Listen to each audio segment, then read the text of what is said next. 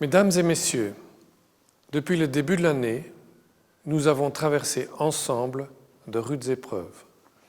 Les attentats qui nous ont durement touchés nous laissent avec un sentiment d'insécurité.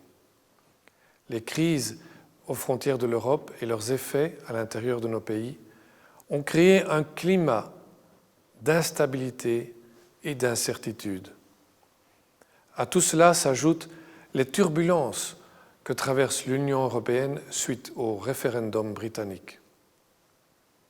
Tous ces événements révèlent des fractures au sein même de nos sociétés, entre riches et pauvres, entre jeunes et moins jeunes, entre ceux qui ont accès à l'information et à la connaissance et ceux qui en sont dépourvus, entre ceux qui se sentent chez eux et ceux qui sont à la recherche d'un chez-soi, entre ceux qui prennent les devants et ceux qui ont peur de perdre. Il faut éviter que de faux prophètes, jouant sur l'émotion, n'exploitent ces fractures et ces vulnérabilités. En désignant des boucs émissaires, ils ne font que creuser davantage les fossés entre religions, entre peuples et finalement entre nous tous. Dans un tel contexte, je veux vous encourager à renforcer tout ce qui contribue à la cohésion et à la justice dans notre société.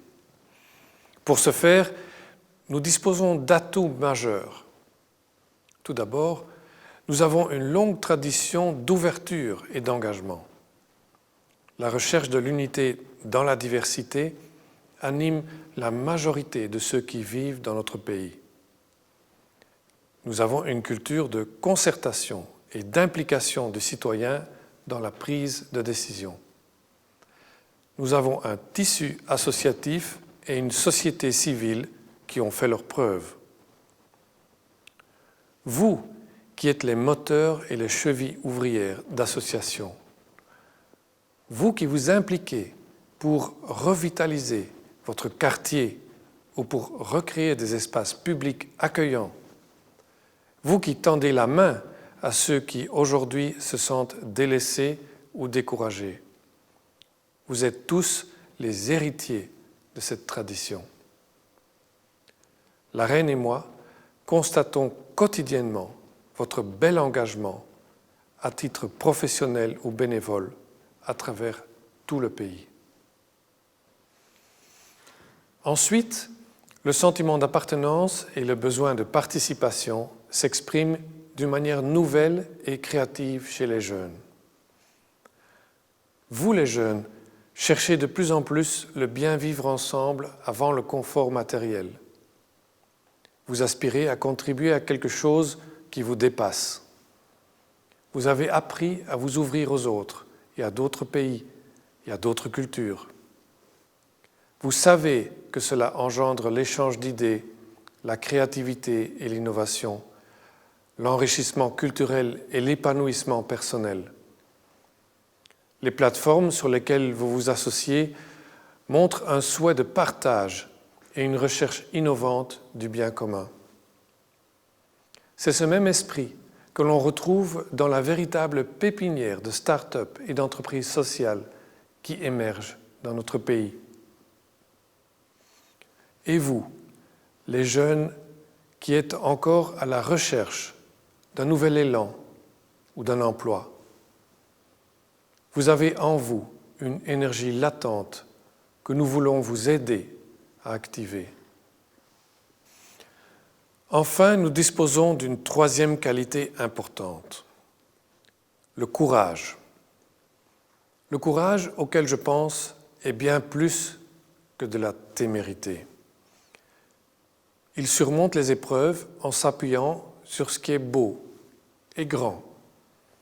Il exprime une force intérieure qui rejette le confort du défaitisme. La Reine et moi avons récemment encore été témoins de ce courage après les attentats terroristes du 22 mars.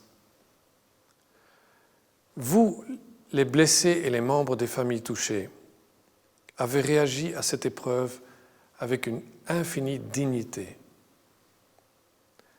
vous les membres des services de sécurité et d'intervention, vous avez agi avec un dévouement extraordinaire. Ce courage nous est donné en exemple.